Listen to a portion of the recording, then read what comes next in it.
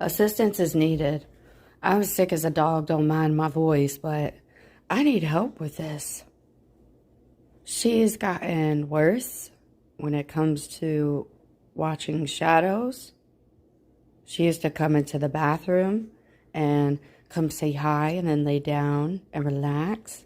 But I feel she is on guard all the time now.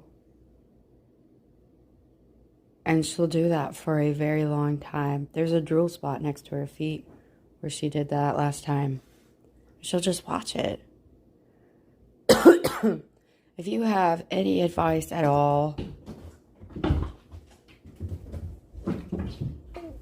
what in the hell?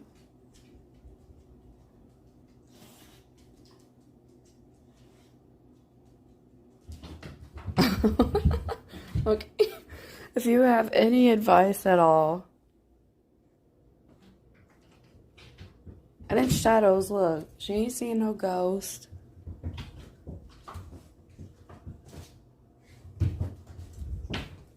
It's a shadow. If you have any advice at all, please let me know.